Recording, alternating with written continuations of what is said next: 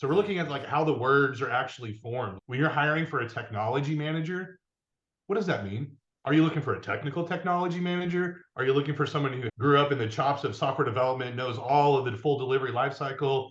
Or are you looking for someone who's more project focused? If your job description isn't conveying those skills or that type of clarification in the job description, you're not going to get the right person. You might get lucky, but when you're hiring at scale, you can't do that time and time again. Don't conduct your analysis in isolation because data is so incredibly powerful. Not defending just the tribe, but defending the organization. Those creative people that you really want to keep empowered, keep excited, keep motivated, keep thinking. A good experience pays dividends down the line. Stereotypes tend to break down in proximity. Welcome to We're Only Human, a podcast about human resources, business, technology, and the workplace. My name is Ben Eubanks, your host, and I'm so glad you're here.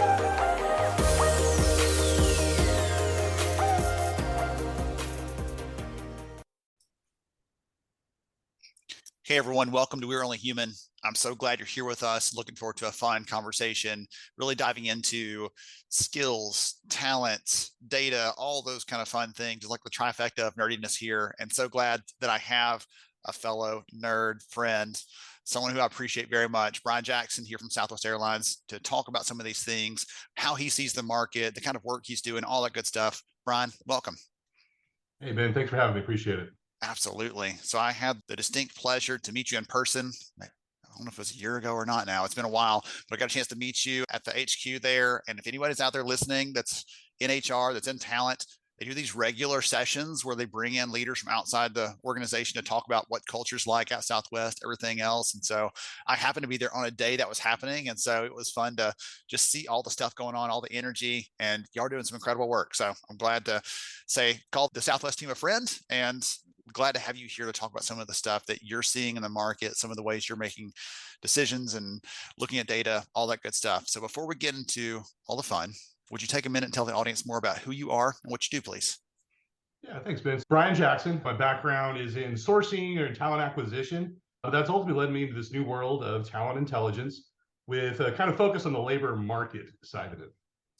In addition to finding the top talent for our clients, the past 5 years at Southwest has really been in the sourcing and TA functions. So specifically supporting Southwest. The 5 years previous to that one was more of an agency, traditional headhunter, going out and trying to find for multiple clients.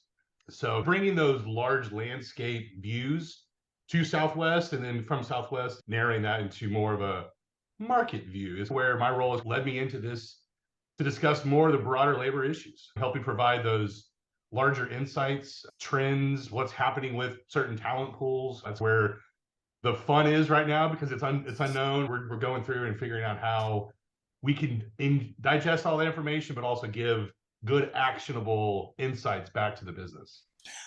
That was one of the fun conversations you and I had before, is how you ending up in this sort of unique role of, hey, what's happening in the world? And you're like, I like data. Let me take a look and see. And then you became, that sort of evolved into the work you're doing. Do you think that came from your wealth, your breadth of experience as an outside recruiter who is working for different companies because you had a little bit of a handle on that? Is it because you naturally have a bent towards the data? Is it a combination of all the things? All the above, yes. So it's one thing when you're working for multiple clients, you're not going to go out, you're not going to find 1,700 different candidates to fill their roles with. You're going to find 5 candidates. You're going to talk to these people, you're going to build those relationships, and they get to know those companies and what they need. But in order to do all that, you got to talk to probably 30 to 100 people. So your breadth, to your point, it's just going to be increased on the agency side of life. And then once you're able to come over into the corporate, or if you decide to make that leap over, now you're going to be focused more on like the strategy of what that market's telling you. So I think it's like kind of that being able to look back at the talent pool, not necessarily get too hung up on the ones and twos, but look at it from the whole number there. And that's, to your point, that's where it all evolved. Now we're telling a story. Now I'm helping you understand something that I have been doing for a year or the last 6 months. I can tell you how hard it is, but it's much easier to say I've talked to 1,000 people. Of those 1,000, 200 replied back to me, roughly a 20% response rate. So now just by talking through what I've done, I'm starting to quantify all of those different steps. And that's getting into telling the story with data, just out of necessity almost. Yeah. Yes. You can't get into the nuances of every single one of those. You got to start looking at that with a broad perspective. So that's kind of leads me into what I wanted to talk to you about is you've been spending a lot of your time looking at skill availability in certain markets, thinking about bigger labor market issues, everything else. I know one of the conversations we had, you're like, you're living in the FRED data, basically, right? All the stuff that the government's reporting back on job openings and everything else, talent availability. You were eat, sleep, and breathing that for, again, more than a year now. Why should the people listening into this, these enterprise TA teams, why should those things be on their radar? Man, I think it really starts at staying ahead in most cases. We're keeping up with this evolution of market demands. And honestly, this is the big picture. We don't know what's going to be happening next month. We have an idea what happened last month. So let's use kind of a good firm data set as our foundation to understand basic trends. This is where I think the labor market, the macro labor market being more of, we're looking a month back, so it's not going to be current point in time. So it's going to be using those trends to get into the organizational's talent pool. This is where every organization is different. They all have different hiring needs. They have different hiring practices, methodologies, cultures. So very difficult to do a broad stroke across all companies. So when we bring it into the business unit, I think that's going to be the case that we really need to focus on. Even within a company, you may be doing the same skill, but you have a different approach to it. You use a different part of the business. Maybe there's a different sense of urgency with that as well. So now, like, all of those little nuances are very difficult from a data perspective to be nerdy, to bifurcate from, right? Like, you have to really make sure that you're taking all of that together and looking at it as a whole. And that's kind of that talent intelligence world. So we're using data, we're using insights, and that's where those worlds are coming together. The companies, man, if you're doing any sort of hiring at scale, and I want to say at scale in this sense too, because that's where we're looking at labor market. We can't say we're going to hire one person. Oh, but look at all these thousands of people out there that are unemployed right now. That's not apples to apples. You're completely different universes here. We have to look at, when we're hiring at scale, what can we compare that to? So comparing like data sets is what we're essentially doing here. If you don't have, you're hiring thousands of people, you're hiring tens of thousands of people. If you're stuck into a couple of hundreds, that's going to be best to go out and do some smiling, dialing, knocking on doors, talking to people to understand what that particular market's. So it's on your use case. The big picture may or may not work out for you. Okay. I'm thinking when you said you're hiring one person, there's the lower you scale down in terms of your hiring volume, the more we're using a tank to kill a housefly. We don't need this kind of horsepower or this kind of depth of looking at things. But when you are saying, hey, we've got to hire 30,000 of these people to do this type of job next year, suddenly start to really feel the pressure of, do they exist right now? If so, where are they? Are their skills what we need? Or are those skills shifting from what they were last year in this role? And next year's going to be something different. It's going to evolve. Right? How are we going to make sure our current people are ready for that? How are we going to make sure the next people are ready for that? So there's all these questions start presenting themselves when you start to scale that up and think about just how difficult it is to make all those pieces line up. So that's why I appreciate that perspective on this. One of the things I keep going back to, like how Brian ended up in this role, which I didn't mean for this whole conversation to be that way, but I think someone else listening into this may hear this and think, oh, I like this idea too. I was interested in this too. So trying to make sure I meet those people where they are. We talked about some of these pieces of this, and you got really comfortable with, okay, I can take all that data and I can start looking at those things. I can start making recommendations. I can make slide decks all day long, but I've got to actually start sharing some advice, sharing some recommendations based on those things. And as you said earlier, it's because you naturally lean that way towards the data side.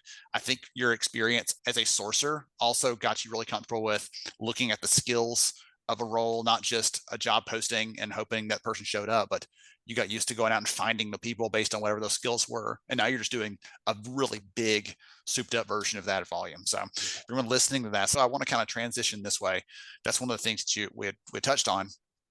But the other piece of this is where you actually sit. And you don't have to be Southwest specific necessarily, but you talked about talent intelligence. And I've had one of our mutual friends, Travis Wendling, on in the past to talk about this. But it's like this weird space between people analytics over here and TAs over there. And hey, where are we going to put these people? They talk about talent. We'll put them in the middle of all these things, but you're not really in one or the other fully, it feels like. I'm going to put a third curveball into that. Okay, bring it. I actually sit on the recruitment marketing team in talent acquisition in the people department. So to throw in all the buzzwords there, we're a little different in how we approach this. I think sitting on the recruitment marketing team gives a little different perspective because it's not just data that we're looking at. It's also who's going to be viewing that job description. So we're looking at like how the words are actually formed. Like when you're hiring for a technology manager, what does that mean? Are you looking for a technical technology manager? Are you looking for someone who grew up in the chops of software development, knows all of the full delivery lifecycle? Or are you looking for someone who's more project focused, that really just is a project manager that's going to be managing several different technology teams across the board? Or are you looking for a very specific kind of technology manager that only focuses on one type of skill? Let's say it's been a while since I've been in the technology recruiting world, but back a couple of years ago, it was DevOps was a hot one, right? Like, what part of DevOps, or how do you define DevOps? That in and of itself is its own nuance. Now we're looking at nuance upon nuance. And if your job description isn't conveying those skills or that type of clarification in the job description, you're not going to get the right person. You might get lucky. Yes. A blind squirrel finds a nut every once in a while. And when you post and pray, and that's your methodology of finding people, it's going to happen. But when you're hiring again at scale, you can't do that time and time again, because now that's how much that cost of hire just exponentially increasing by posting it more than twice. Yes. Go through, get it done, take a little bit longer, understand the skills. What does that mean? Like, what are we looking for here? I need someone that's got a background in development, but we're going to be supporting an infrastructure team. Okay, so now we've got two areas of focus instead of all of technology management. Or now we're starting to get into more of the skill focus. And I think that's where another one back again, the sourcing world of understanding like what the puzzle pieces fit together. I'm the technology sourcer background, not a technologist. So like I understood how they went together or what connected, not necessarily how they did it. Yeah. So that's where I would go, okay, if you're looking for A, B, and C skill, that actually equals, and that's the start of the talent intelligence, and what the profiles that we use, and really how we look at some of these more difficult to hire positions. And then you can't just go and just talk to someone and say, oh yeah, you sound like you got a good personality. Come on. Job title match. Okay, we're good to go. Yeah. Well, that job title could mean 20 different things depending on the kind of company, the type of role, all that stuff. I think it's a really great clarification there for anyone listening to that. It's a good practical takeaway of don't assume that job title means the same thing across all those, because that example you gave was a great one where it can mean a lot of different things. I remember when we worked for an engineering company when I was doing the recruiting for them, and we had specifically broken out as a career track, technical program managers. We need a technical person that has a little bit of the program management piece, but the other track there that they were counterparts to was a very specific program manager. They were only doing that part. They had no technical background at all. And so we had to understand where to plug the right one in, because if we said, oh, we need a TPM here, you're like, no, they're just going to be doing budgets all day and forecasts and schedules. That person would punch himself in the face probably, because it was not what their strengths were. We said, hey, we've got 7 engineers on this project. You got to make sure that all those resources are aligned all the way through the end, through all the milestones, everything else. That's where they're going to really shine. And so we had to find out that sort of thing. And we created a separate, specific set of tracks to be able to align those things, because we stumbled over that more than once, I'll say, and learned the hard way that you can't just assume they're the same thing. Yeah. And from your talent acquisitions team's perspective, they're thanking you, because now they're not having to go and rework the position they just worked 3 months on 3 months ago, and they know how hard it was. So now you may not have the highest priority, the most intent going into it. You're like, I just filled this, Rex. Why am I doing this again? So like that kind of, you're chasing your tail at that point. So work smarter, not harder. Getting into that, why would we even need talent intelligence? That's what it boils down to. It's just working smarter, more efficiently, effectively. Yes. Getting pointed in the right direction. So let's talk about some of those things. So as someone who's in this talent intelligence space that's still relatively new across the spectrum of all the different types of roles in TA and elsewhere, what kind of insights are you looking for when you're trying to make decisions? You've already said this isn't about a decision to hire one person. It's a decision to hire lots of people, or move in a big direction, or we're opening this new operation. We've got to be able to staff that up. There's lots of different strategic things that might force that. What sort of insights data sources, things like that are you considering when you're making those calls? We talked about it. We've been talking about it. It's the evolution of the skills. We mentioned that earlier. It depends on what company you're in, but now it's really going to depend on what geographic market you're in. If you would ask me 5 years ago, what does your hardest to hire group need? I might have said we needed a higher salary band, or maybe we needed more remote work focused. This is all pre-pandemic, of course. But when you're speaking to the end of insourcing the tech talent, growing digital transformation, we're really starting to blow up more of the evolution of these skills. So different labor markets, different geographic areas are going to have different needs. When we hire in Dallas, commuting is a different conversation than when we hire in Chicago. Dallas, I'll speak very generally here about Texas, and everyone drives along. Like Texas is big, right? Yes. For me, I live in Fort Worth. I drive 50 miles to get to headquarters. It takes me about an hour. Ironically, when I used to live in Dallas, I lived 10 miles away and it would take me about 45 minutes. Distance is more important about time of commute. So you need to know the market. You need to know if you live in Fort Worth, a commutable drive to Love Field, not too bad. Depends on every person now, of course. But when you go to the Chicago area, your mileage just can change completely. So if we're looking at us going to either, let's say O'Hare, which is the north end of Chicagoland, you're not going to go and try to talk to somebody on the south side. Because now in order to get there, they have to take, and I don't know the L system that well, but I'm going to say about two to three different trains just to get up to the north side. How long is that commute going to be? Is that a doable commute? So just knowing your market. So as we zoom in and out of those different markets, each of those are going to have different needs. We use a talent neuron for a lot of our external talent data. So by able to use them, we're able to go in and see job descriptions of all posted talent profile or talent groups.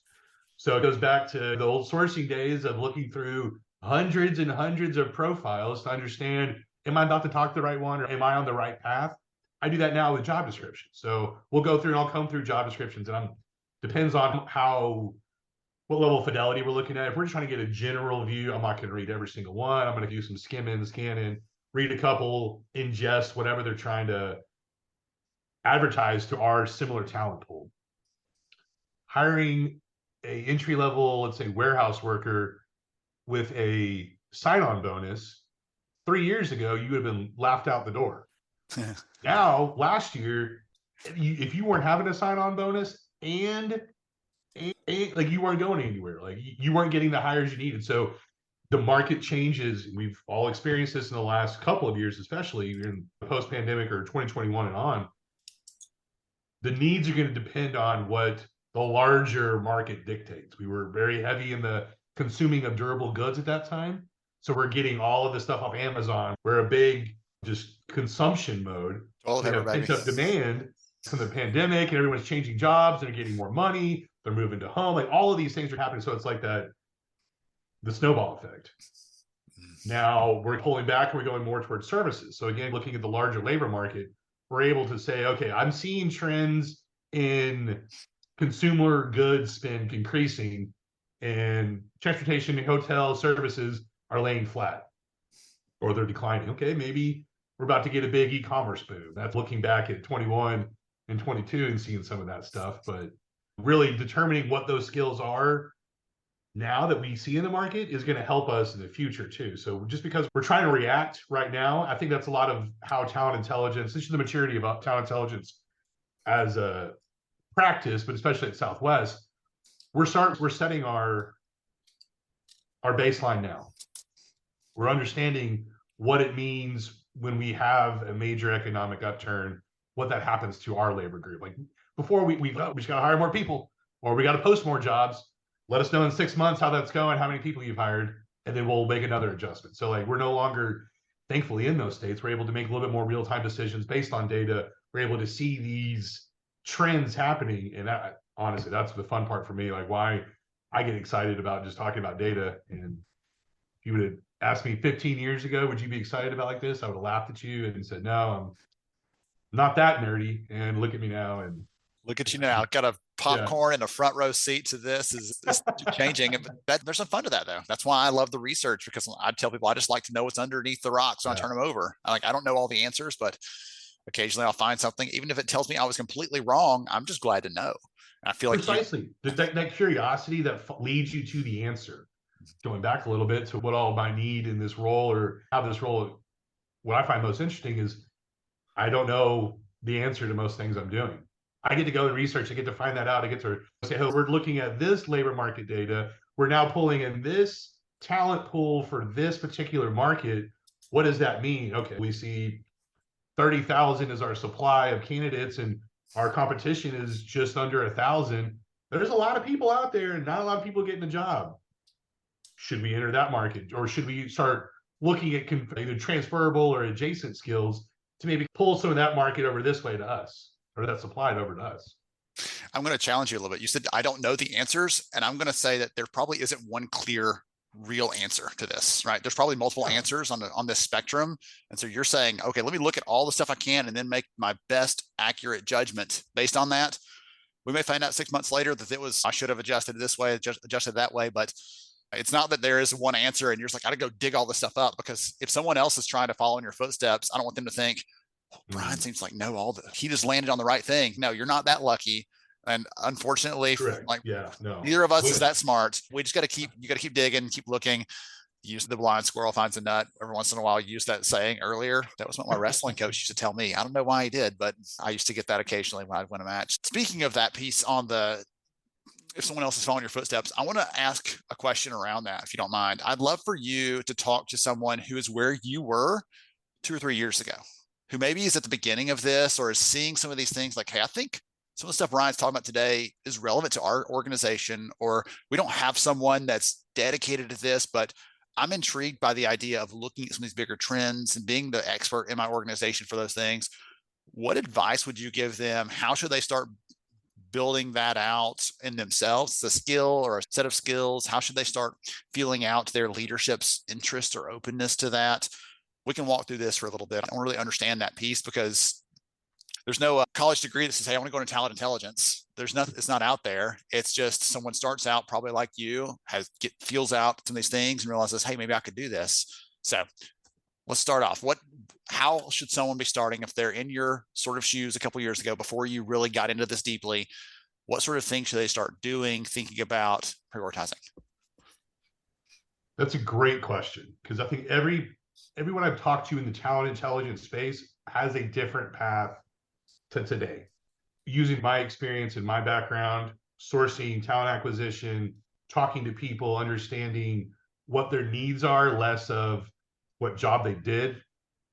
I think that's going to be one, anticipating of needs or wants. How do you do that? What does that mean? First, you got to speak up. At the end of the day, if you have an idea or if you know something, or if you saw something online that was a great article and you then follow that second, third level down and got the actual source information, share that. That's the part that the more I'm learning about the data world, and it needs to really be just democratized. Data is powerful. It's very important. But if you are the only one that knows it, what does that do to you? You got to share this information. So being able to speak up, and I know that's not everyone's cup of tea. Personally, I have no problem saying, I have an opinion on this. This is what I found. What do you think?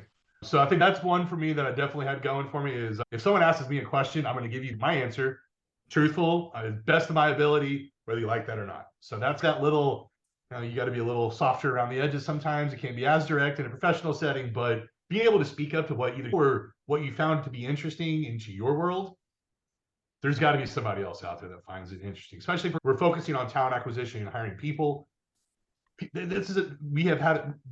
The TA world now has a bigger seat at the table after coming out of the pandemic. Everyone saw how important people were, how hard hiring is. It's not just flipping a switch and I can hire 1,000 people. A lot of work goes into that. So speaking up, curiosity, follow that rabbit trail. I think that's a little bit of where, again, the sourcing world really bleeds in perfectly to this, is because I don't know the labor market at that time. When I get the job description, I have no idea.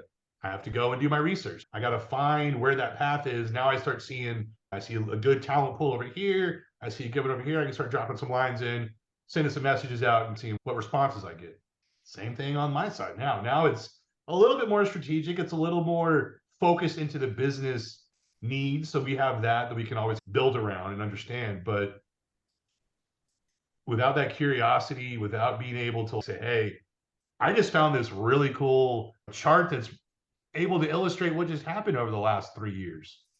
Could you use that? Could talking to your leaders, could you use this in any of your conversations? If they say no, that might be a sign of other things to come.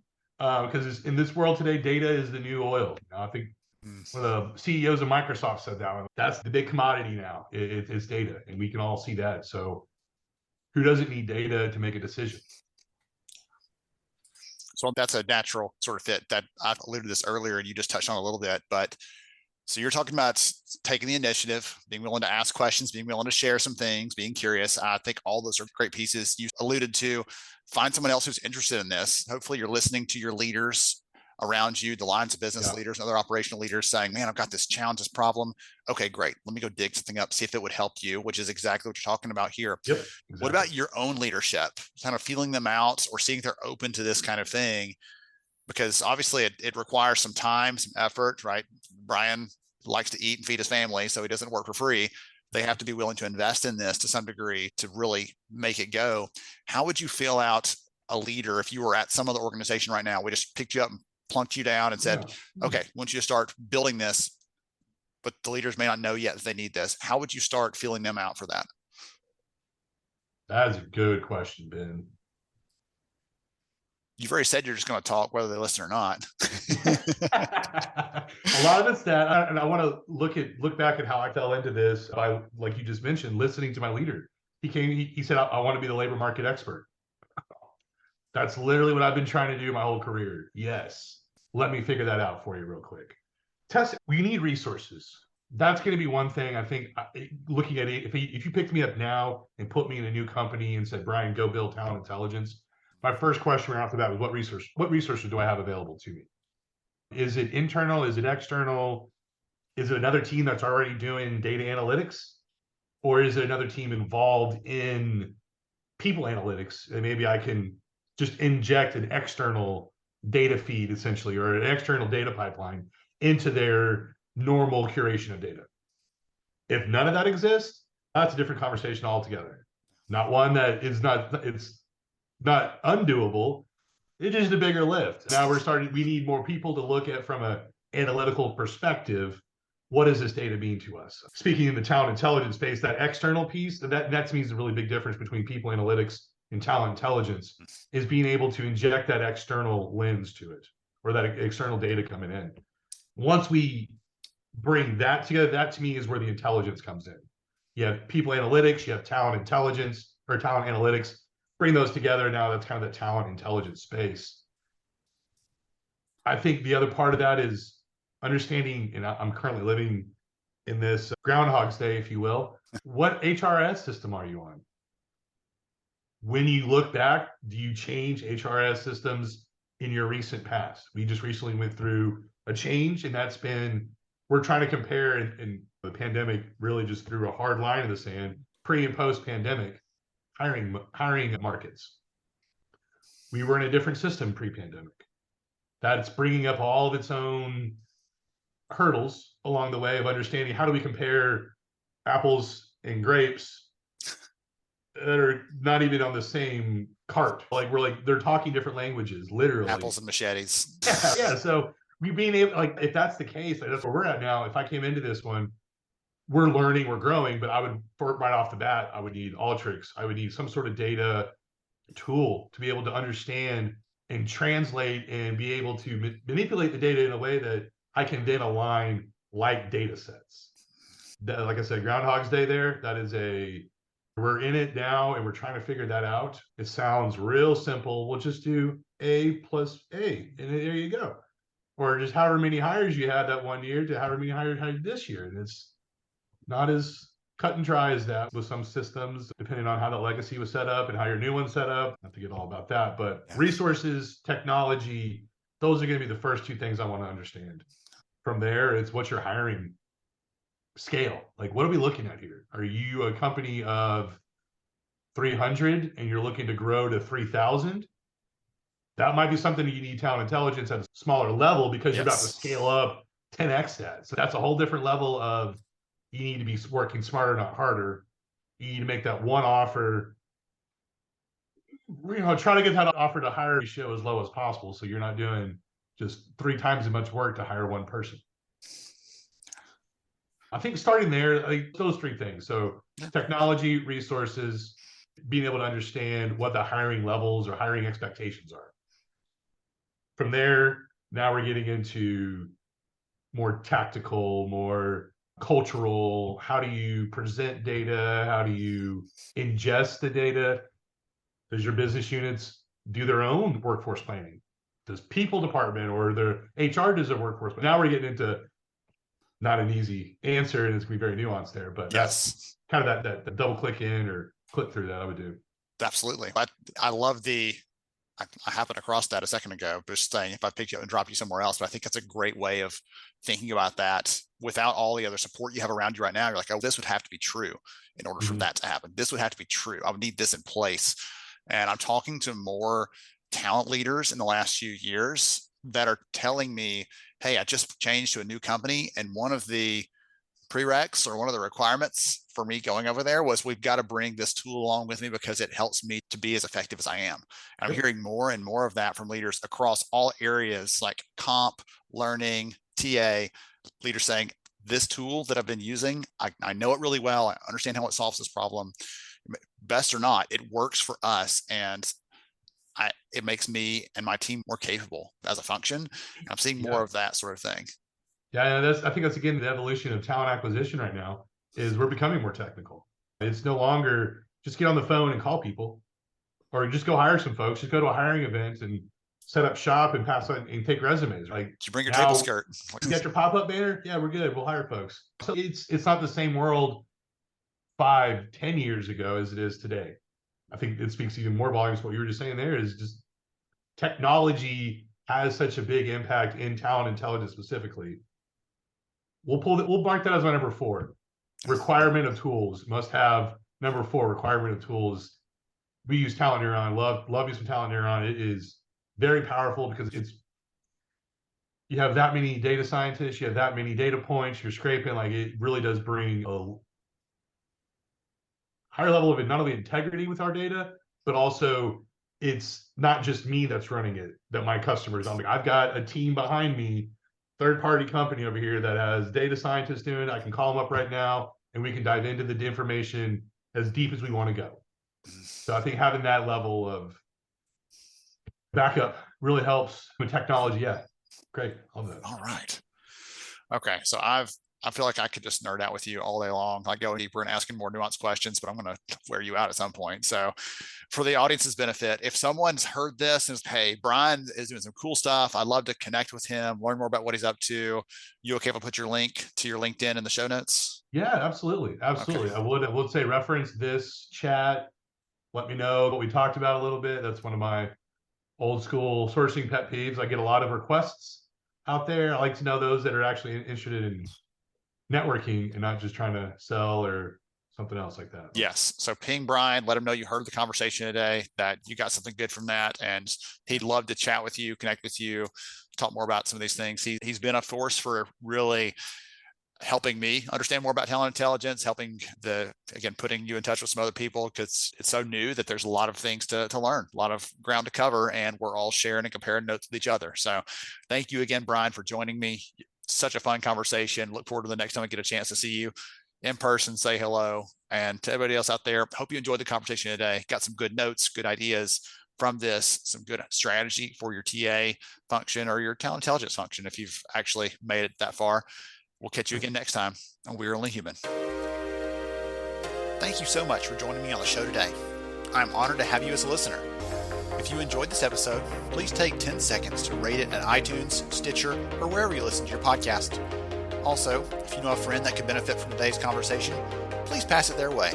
After all, a rising tide lifts all ships. To see show notes, sponsor information, and our full show archives, visit onlyhumanshow.com.